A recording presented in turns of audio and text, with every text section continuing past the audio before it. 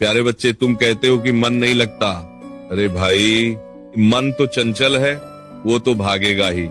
वो वहां जाना चाहता है जहां उसे तुरंत मजा आए, खेल में, मोबाइल में, फालतू की गप्पों में। लेकिन याद रखना, जो शुरू में मीठा लगता है कि उसका अंत अक्सर कवा होता है, और जो शुरू में थोड़ा कवा जैसे पढ़ाई का अनुशासन लगता है, वही आगे जाकर अमृत बनता है। सावधानी हटी, दुर्घटना घटी। पढ़ाई कोई सजा नहीं है, ये तो वह अस्त्र है जिससे तुम भविष्य के युद्ध जीतोगे। एक सच्ची घटना, एकाग्रता का बल। एक बार एक छोटा बालक था, उसका मन भी बहुत भटकता था। वह जब भी पढ़ने बैठता, उसे बाहर चिट्ठियों की आवाज, बच्चों का शोर सुनाई देता। एक दिन उसने देखा कि सूर्य की किरणें कागज पर पड़ रही हैं, पर कुछ नहीं हो रहा। लेकिन जब उसने एक मैग्नीफाइंग ग्लास, आवर्धक लेंस लिया और किरणों को एक बिंदु पर टिका दिया, तो कागज जल उठा।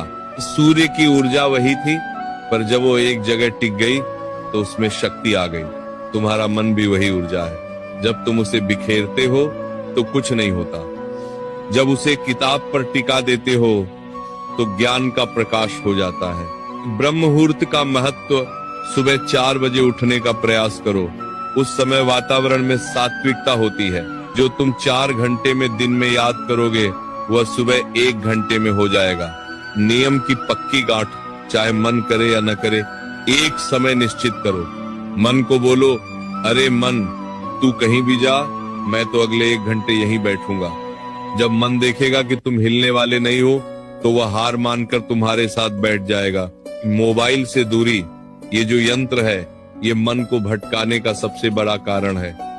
पढ़ते समय इसे दूसरे कमरे में रख दो। इब पर नियंत्रण, जैसा अन्न वैसा मन। अगर तुम बहुत ज्यादा तीखा, बाहर का कूड़ा कचरा, जंक फूड खाओगे तो मन में आलस्य और कामुकता आएगी। सादा भोजन करो, पढ़ाई में खूब मन लगेगा। बच्चे, विचार करो कि तुम्हारे माता पिता कितनी मेहनत से तुम्हें पढ़ा रहे हैं। उनकी आंखों में तुम्हारे लिए एक सपना है। जब तुम पढ़ाई से जी चुराते हो तो तुम सिर्फ किताब बंद नहीं करते, तुम उनके विश्वास को ठेस पहुंचाते हो। सच्चा विद्यार्थी वही है जो अपनी इंद्रियों का दमन करके केवल अपने कर्तव्य को देखे। तुम्हारा कर्तव्य अभी केवल विद्या अर्जन है। एक अद्भुत सत्य, स्वामी विवेकानंद जी के पास एक व्यक्ति आया और बोला, मेरा मन एकाग्र नहीं होता। स्वामी जी ने कहा, जाकर पहले फुटबॉल खेलो। इसका अर्थ यह है कि शरीर में ऊर्जा और स्फूर्ति होगी, तभी मन स्थिर होगा।